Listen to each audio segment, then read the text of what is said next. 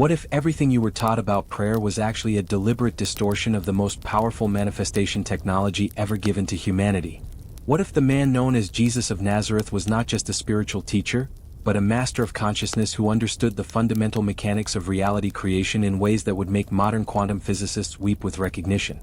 Welcome, soul traveler, to the mystery of mysteries. For today we dive into one of the most profound and revolutionary teachings that has been hidden, suppressed, and deliberately mistranslated for nearly 2,000 years, the authentic manifestation methods of Yeshua ben Yosef, as preserved in the forbidden Gospel of Thomas and corroborated by the deepest esoteric traditions of Christianity, Gnosticism, and the ancient mystery schools that shaped his understanding. The Gospel of Thomas, discovered in 1945 near Nag Hammadi in Egypt along with 12 other codices containing over 50 Gnostic texts, represents perhaps the most authentic record of Jesus's actual teachings, written in Coptic and dating to the 4th century CE but based on an original Greek text that scholars like Elaine Pagels of Princeton and Stephen Davies of Misericordia University believe predates the canonical Gospels by decades, containing 114 sayings of Jesus that were deliberately excluded from the official Christian canon by the Council of Nicaea in 325 CE under Emperor Constantine,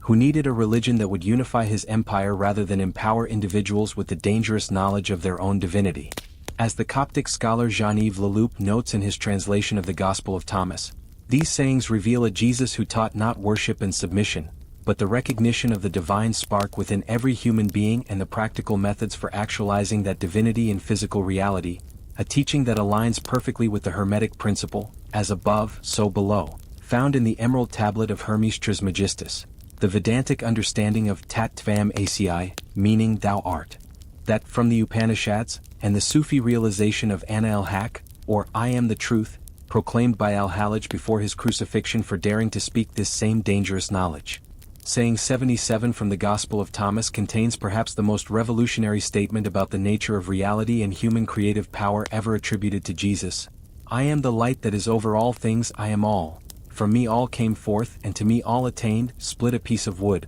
I am there, lift up the stone, and you will find me there. Which the Gnostic scholar April Deconic of Rice University identifies as a clear declaration of the omnipresence of divine consciousness and the fundamental unity of all existence. But more importantly, when understood through the lens of ancient Egyptian Hermetic teachings that influenced the mystery schools of Alexandria where many early Christians studied, this saying reveals the mechanism by which consciousness creates reality through focused intention and recognition of its own divine nature. The practical manifestation technology that Jesus taught begins with understanding what the Aramaic scholar Neil Douglas Klotz calls the sacred unity, expressed in the original Aramaic prayer that was later mistranslated as the Lord's Prayer, where the opening Abwan Dibwa Shmea means not Our Father who art in heaven, but rather O breathing life, your name shines everywhere, or sacred unity of all existence. Immediately establishing not a distant deity to be petitioned but an intimate recognition of the divine creative force that breathes through all existence and can be consciously directed through proper understanding and practice. The Aramaic word Abba that Jesus used, which scholars like Joachim Jeremias have shown was an intimate, almost childlike term equivalent to Papa, reveals that Jesus understood the creative force of the universe not as a stern judge but as the most loving and responsive aspect of our own deeper nature, always saying yes to whatever we consistently hold in consciousness with feeling and faith, which aligns perfectly with Neville Goddard's interpretation of biblical manifestation principles,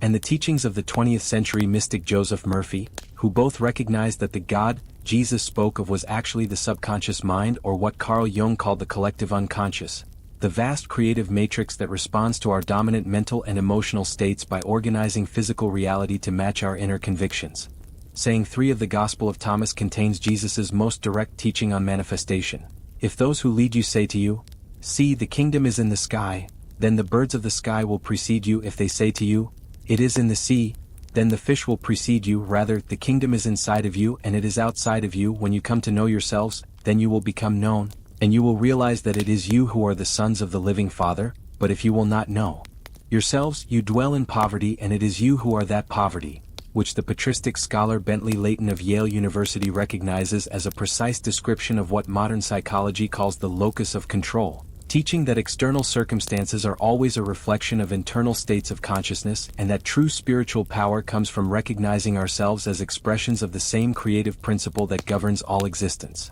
This teaching finds perfect resonance in the Chandogya Upanishad's declaration, Sarvam Kalvidam Brahma, meaning, all this is indeed Brahman, the Taoist understanding that we are expressions of the Tao that creates through wu-wei or effortless action, and the Kabbalistic recognition that the divine emanates through the 10 Sphirot with humanity serving as the conscious channel through which the Ein Sof or infinite light manifests in the physical realm, but Jesus went further by providing specific techniques for aligning human consciousness with this creative principle, techniques that were preserved not only in the Gospel of Thomas but also in the secret Gospel of Mark discovered by Morton Smith at the Mar Saba Monastery, the Gospel of Philip found at Nag Hammadi, and in the esoteric Christian traditions maintained by groups like the Cathars, the Knights Templar, and the Rosicrucians who understood that Jesus's real message was about conscious participation in the ongoing creation of reality through what the early Church Father Clement of Alexandria called gnosis, or direct spiritual knowledge. The manifestation method Jesus taught can be understood through his statement in Mark 11 verse 24,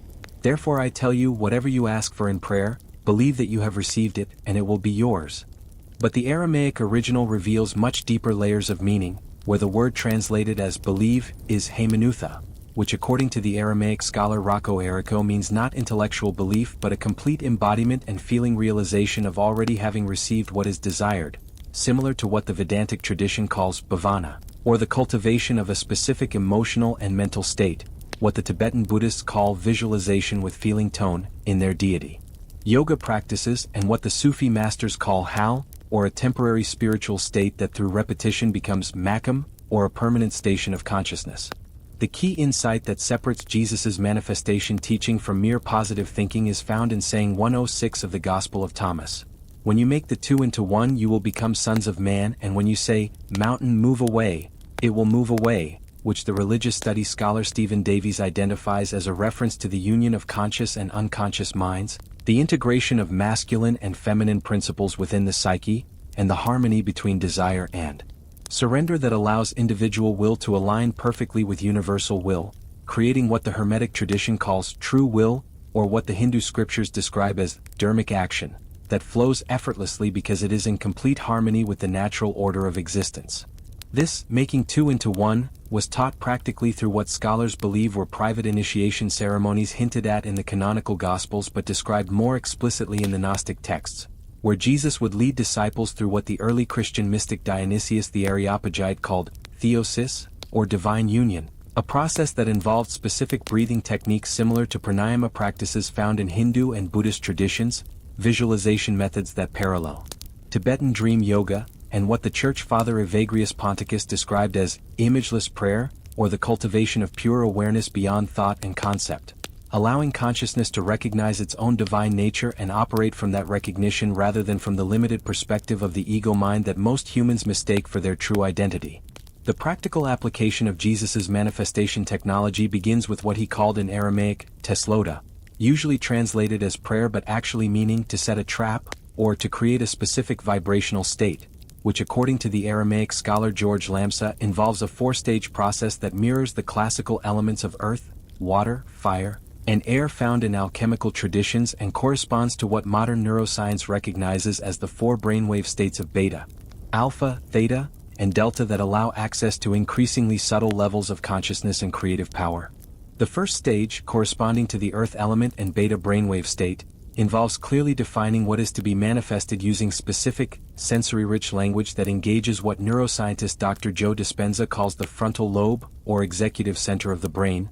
but Jesus taught this definition process in Aramaic through what scholars call concrete imagery, where abstract concepts are always expressed through physical metaphors that engage the body's cellular intelligence and emotional system. Similar to how indigenous shamanic traditions worldwide use power animals and nature symbols to communicate with the unconscious mind, how Tibetan Buddhists employ detailed visualizations of deities and mandalas to reprogram consciousness, and how the ancient Egyptians used hieroglyphic symbols that functioned as both written language and consciousness programming codes that could activate specific states of awareness and manifestation ability. The second stage, corresponding to water and alpha brainwaves, involves what Jesus called in Aramaic ruka di kudsha, or sacred breath, a specific breathing pattern that the early desert fathers preserved and that bears striking similarity to the pranayama techniques taught by Patanjali in the Yoga Sutras. The the breathing methods used by Sufi dervishes to achieve mystical states, and the rhythmic breathing patterns employed by shamans worldwide to access non-ordinary reality,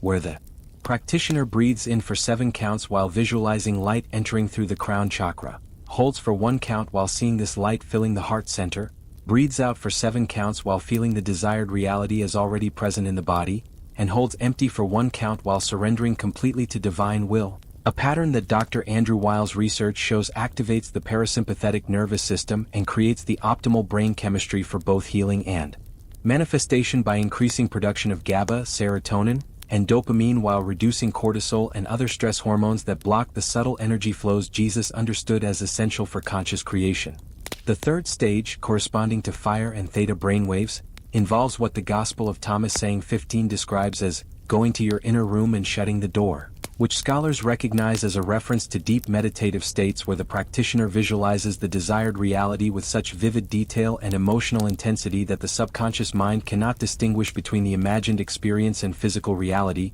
similar to what the Tibetan tradition calls clear light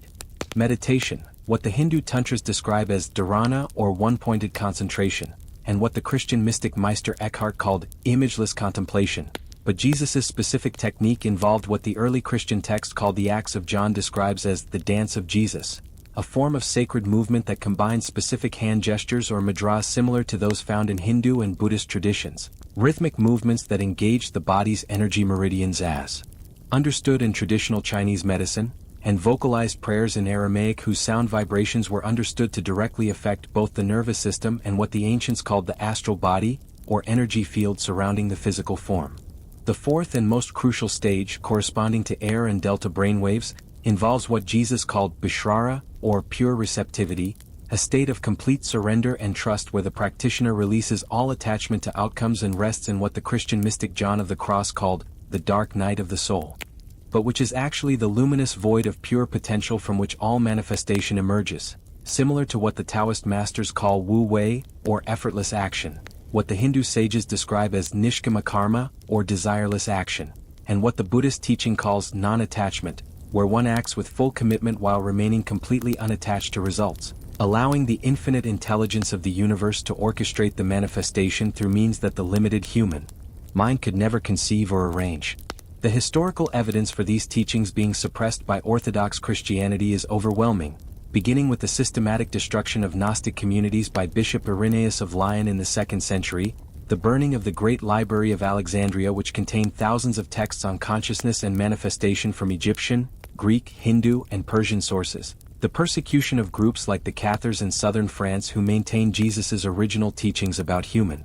divinity and manifestation ability, and the deliberate mistranslation of key passages in the canonical Gospels, such as John 14 verse 12 where Jesus says, "Truly, truly I say to you, whoever believes in me will also do the works that I do, and greater works than these will he do," which the Greek scholar Dr. Bill Mounce notes uses the word pistuon, meaning not intellectual belief but complete trust and embodiment, indicating that Jesus expected his followers to develop the same manifestation abilities he demonstrated rather than simply worship him as an impossible to emulate divine figure. The Church Father Augustine's doctrine of original sin, which became central to Orthodox Christianity, was a direct contradiction to Jesus' teaching in the Gospel of Thomas saying that the person old in days will not hesitate to ask a small child 7 days old about the place of life, and the person will live, indicating that humans are born in a state of divine innocence and natural manifestation ability that only becomes blocked through conditioning and false beliefs, similar to what the Hindu tradition calls maya or illusion, what the Buddhist teaching describes as avidya or ignorance of our true nature, and what the Kabbalah identifies as the shells, or klippeth, that obscure our recognition of the divine light within. Modern scientific research has begun to validate many aspects of Jesus' manifestation teachings, with quantum physicists like Dr. Amit Goswami demonstrating that consciousness is the ground of all being and that physical reality emerges from the collapse of quantum wave functions through conscious observation. Neuroscientists like Dr. Mario Beauregard documenting cases of consciousness affecting physical reality through what he calls psychokinetic effects, and researchers like Dr. Lynn McTaggart compiling extensive evidence for what she calls the intention experiment, showing that focused human intention can affect everything from random number generators to plant growth to healing in distant subjects, all of which supports Jesus's teaching that reality is fundamentally consciousness expressing itself through physical forms and can be consciously directed through proper understanding and practice. The practical application of Jesus's manifestation method in daily life requires what he called in Aramaic shabrutha, or mindfulness, meaning the constant awareness that every thought, feeling, word, and action is either aligning with or moving away from the reality we wish to create, similar to what the Buddhist tradition calls right mindfulness, as part of the Noble Eightfold Path, what the Hindu teaching describes as sakshi bhava or witness consciousness, and what the Sufi masters call muraqabah or watchfulness, where the practitioner maintains moment-to-moment awareness of the internal states that are creating external experiences. This requires developing what Jesus called eyes to see and ears to hear, meaning the ability to recognize the symbolic and energetic significance of everything that appears in our experience, understanding that people, events, and circumstances are mirrors reflecting our internal states back to us, similar to what Carl Jung called synchronicity, or meaningful coincidences, what the Hindu tradition describes as karma, or the law of cause and effect operating on subtle levels, and what the Hermetic teaching summarizes as within, so without, recognizing that external reality is always a perfect reflection of our dominant internal states and that changing external circumstances requires first changing the consciousness from which they emerge. The manifestation process Jesus taught also involves what he called in the Gospel of Thomas saying 22, making the male and female into a single one, which scholars recognize as the integration of what modern psychology calls the animus and anima or masculine and feminine aspects of the psyche, but at a deeper level refers to the harmony between focused intention and receptive allowing, active visualization and passive trust, masculine will and feminine surrender, similar to what the Taoist tradition describes as the perfect balance of yang and yin energies, what the Tantric teachings call the union of Shiva and Shakti consciousness, and what the Kabbalistic tradition describes as the marriage of the divine masculine and feminine aspects within the human soul, creating what the alchemists called the hermaphroditic, or integrated consciousness capable of conscious creation.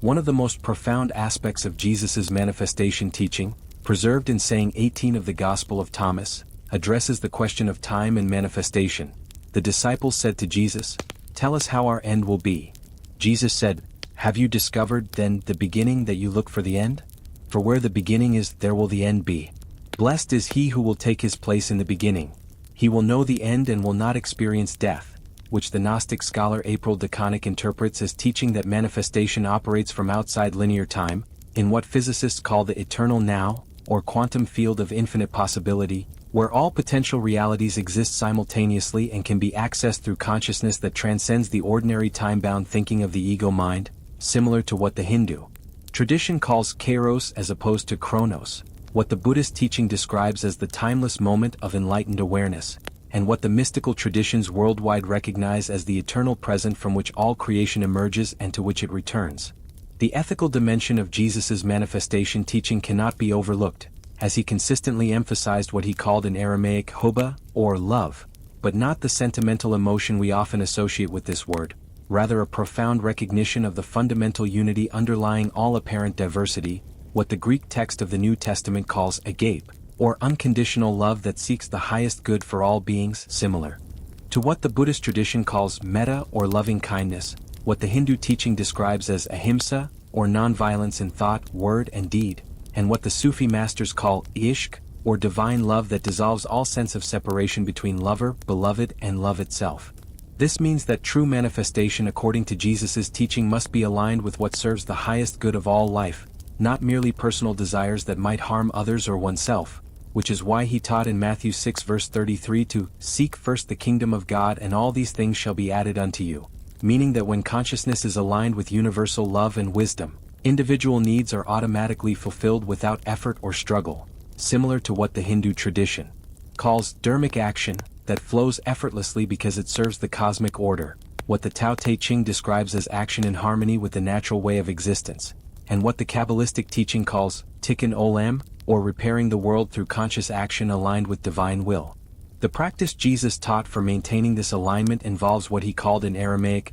soma, usually translated as fasting, but actually meaning to focus, or to concentrate, referring not only to occasional abstinence from food but to the constant discipline of focusing consciousness on higher realities rather than being hypnotized by the appearances of the material world, similar to what the Hindu tradition calls pratyahara, or withdrawal of the senses from external distractions. What the Buddhist teaching describes as shamatha, or calm abiding that allows the mind to rest in its natural state, and what the Christian mystics call recollection, or the gathering of scattered attention into single-pointed awareness of divine presence, which modern neuroscience recognizes as the development of what Dr. Daniel Siegel calls mental coherence, that integrates different regions of the brain and allows access to higher states of consciousness and creativity. Perhaps the most challenging aspect of Jesus' manifestation teaching for modern practitioners is what he called in the Gospel of Thomas saying 70, "If you bring forth what is within you, what you bring forth will save you. If you do not bring forth what is within you,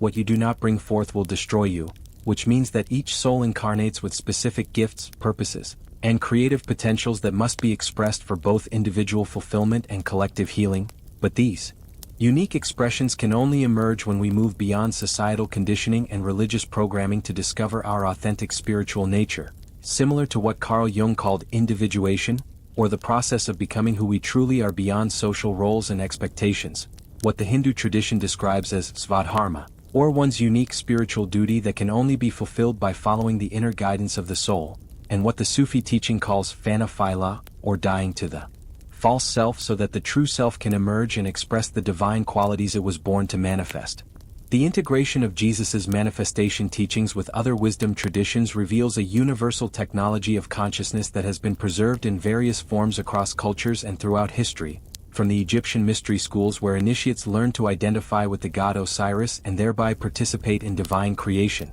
to the Greek Eleusinian mysteries where participants experience direct union with the goddess Demeter and learn the secrets of death and rebirth, to the Hindu tantric traditions where practitioners realize themselves as expressions of Shiva Shakti consciousness capable of manifesting whatever serves their spiritual evolution, to the Tibetan Buddhist practices of deity yoga where students visualize themselves as enlightened beings until this recognition becomes their permanent reality, to the Kabbalistic techniques of working with the divine names and the tree of life to align human consciousness with cosmic creative principles, to the Sufi practices of daikar or remembrance that dissolve the ego mind into divine consciousness, to the indigenous shamanic methods of shape-shifting and calling upon the powers of nature to create healing and transformation, all pointing to the same essential truth that Jesus taught. Human beings are not separate from divine consciousness but are expressions of it, and when this is realized not merely intellectually but experientially through proper practice and inner development, the ability to consciously participate in the creation of reality naturally emerges.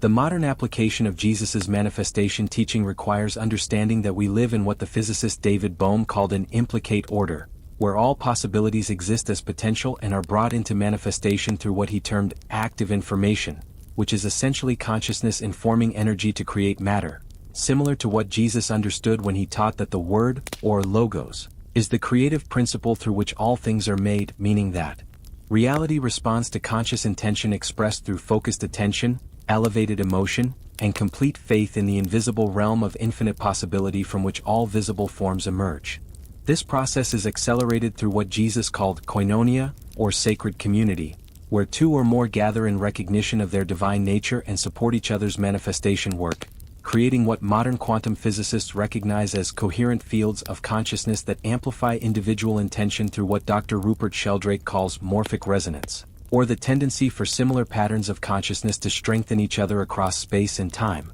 which explains Jesus' teaching in Matthew 18 verse 20 that, "Where two or three are gathered in my name, there am I among them," meaning that when people come together in recognition of their shared divine nature, the creative power of consciousness is exponentially multiplied. The warning Jesus gave about the misuse of manifestation abilities is found in his teaching about wolves in sheep's clothing, and his emphasis on discernment, or what he called in Aramaic ruka di persopa, meaning discrimination, or wisdom, recognizing that these powerful techniques can be used either for genuine spiritual development and service to life, or for ego aggrandizement and manipulation of others, similar to what the Hindu tradition calls the difference between vidya, or knowledge that liberates, and avidya, or knowledge that binds, what the Buddhist teaching describes as right intention versus wrong intention on the Noble Eightfold Path, and what the Kabbalistic tradition warns about regarding practical Kabbalah, or the use of divine names and formulas for personal gain rather than spiritual advancement,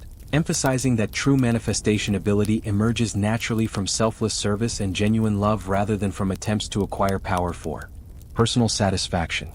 The ultimate goal of Jesus' manifestation teaching, as revealed in the Gospel of Thomas saying 108, is complete realization of our divine identity. Jesus said, "He who will drink from my mouth will become like me. I myself shall become he, and the things that are hidden will be revealed to him," which the scholar Bentley Layton recognizes as the promise that through proper practice and inner development, the individual consciousness merges with universal consciousness, creating what the Hindu tradition calls jivanmukti, or liberation while still in a physical body, what the Buddhist teaching describes as sahaja samadhi, or natural enlightenment that operates spontaneously in daily life, what the Sufi masters call bhaka, or subsistence in divine consciousness after the ego has been dissolved, and what the Christian mystics describe as deification, or theosis, the complete transformation of human nature into divine nature while maintaining individual uniqueness and creative expression.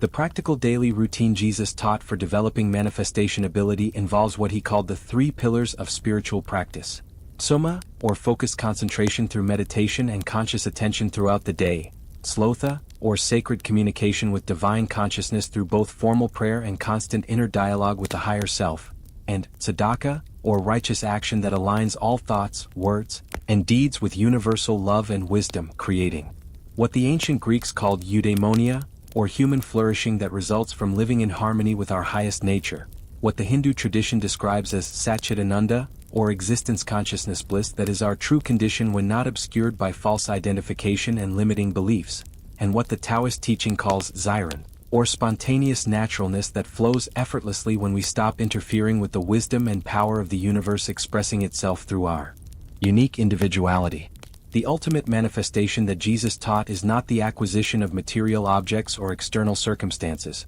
though these may naturally arise when consciousness is properly aligned, but rather the manifestation of our true spiritual nature in physical form, what the Gospel of Thomas calls becoming a living spirit, or what St. Paul described as being transformed by the renewing of your mind, meaning the complete rewiring of consciousness from identification with separation, lack, and limitation to recognition of unity, abundance, and infinite creative potential, similar to what the Hindu tradition calls moksha, or liberation from all forms of bondage, what the Buddhist teaching describes as nirvana, or the extinguishing of all causes of suffering through direct realization of the emptiness and interdependence of all phenomena, what the Sufi path leads to through fana phila, or absorption in divine consciousness, and what the Kabbalistic tradition calls tikkun, or the repair and completion of both individual soul and cosmic creation through conscious participation in divine creativity. If this journey into the authentic manifestation teachings of Jesus as preserved in the Gospel of Thomas and supported by the deepest wisdom traditions of humanity has resonated with your soul,